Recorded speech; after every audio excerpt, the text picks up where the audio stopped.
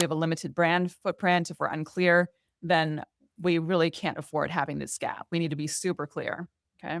So this is something that for whether you're newer in business or you're quite seasoned and maybe you've done this exercise before in like messaging 101, but it still is really helpful and AI models love it to fill in these blanks for the one sentence fix, right? This person or this company helps these people achieve this outcome through this method.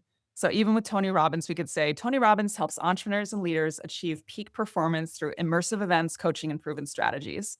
So it's something that I know some seasoned entrepreneurs kind of cringe because, oh, the sentence that I've heard throughout my journey as an entrepreneur, and it still is helpful to have it. I think that people sometimes get bored with it because they maybe have seen it at some point in their journey. But think of it this way: clarity is everything when it comes to AI. If it can really clearly understand who you serve, what is the outcome that you deliver, how you deliver it, and the result that you provide, then it's going to be much more likely to surface you as an answer than if you don't have this sentence, right? Absolutely. Yep. Yep. So this is a good thing to be able to answer. If you can answer these 4 questions. Who is your specific audience? That's not everyone, right? Who is your very specific audience? Who's your ideal client? What is the specific outcome you deliver? What is your like how do you do it? What is your method? What makes your approach yours, your uniqueness? And why? What are the credentials or evidence that AI can verify? So if you're able to answer less than 3, you're probably invisible to AI. I mean, the good news is almost nobody has done this yet. So most businesses are not doing anything with really setting themselves up to be discoverable by AI, like on a really deep level. So most of your competitors are still doing SEO or just focusing, on content and all the social media posting and whatnot. Even big names have major gaps, and AI experts tend to focus on tools and not presence. So the first to be clear are the first to be found. So that's again, this is your chance to be an early adopter of setting yourself up for GEO, for generative engine optimization. And the sooner you get yourself set up, then this is going to help you for long-term visibility over time.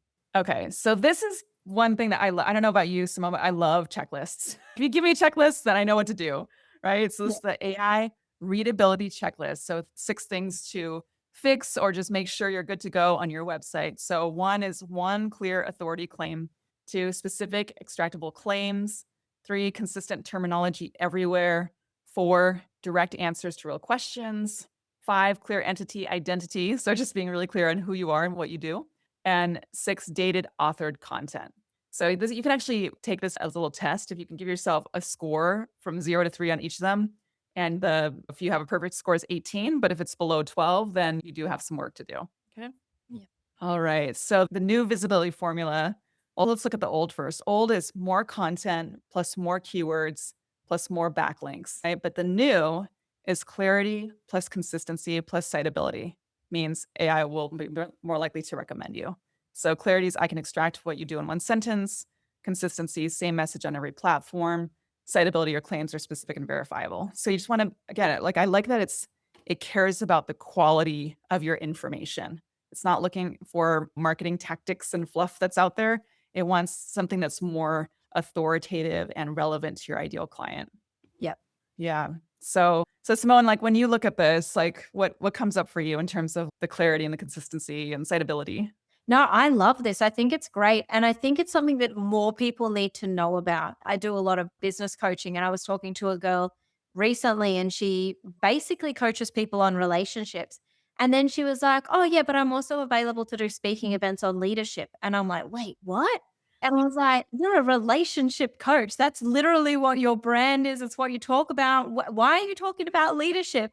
So for me, this all makes perfect sense. I just don't know how we even get this to the masses, but yeah, I love this. And I think it's exactly true. If you're staying on brand, talking about the same thing all the time, that's just that repetition is what's going to make you have that authority, because that's the thing that you continue to talk about. So I love this. I'm interested to know how people can actually apply this if they're, say, a little bit less into their journey and they haven't figured out how to get that citability or that consistency yet. Are we talking, do they need to post blog articles? Do they need to go on podcasts? I'm interested to know some Hmm. practical how you can bring it in, but I love this. Yeah. So just as an initial thought, I'm glad that you're asking that question.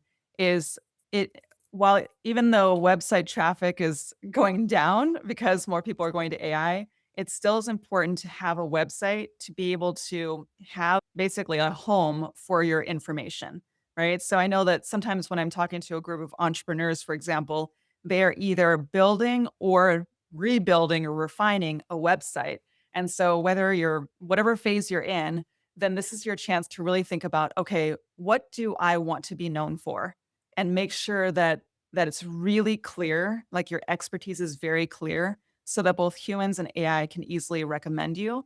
And so it's just about having your homepage be really clear about that, having that sentence even somewhere on your homepage about who it is that you help and what is their desired outcome and how do you help them. Having like your services be really clear and consistent with your messaging, having your about page be really clear about you and how you serve people, right? Just that clarity and consistency. So I would say to either build or rebuild or refine your website so that you are so clear and so consistent that AI models can read your website. Yeah. Okay. And even once you have that, like once you've done that for your website, it's so much easier to make content that's just literally saying stuff that you already have on your website or that you've already prepared. Like you already know who your ideal client is, or you already know how you can help them. You already know your own method. Once you do that pre work of getting that clear for you and your website, I do feel like there is this flow on effect that you can apply it to literally everything. Absolutely. Yeah, and the other piece too is okay, so I'm just gonna go back to this page. Okay, when you're able to when you're able to fill in the blanks of this sentence, it's helpful for your messaging across the board, right? So even if you're at a networking event or social event and you want to share with people what it is that you do, if you have this sentence figured out, it's a lot easier than if you're a little bit more vague, if that makes sense. If you want to watch the entire episode, click here. And if you want to watch more episodes like this, click here.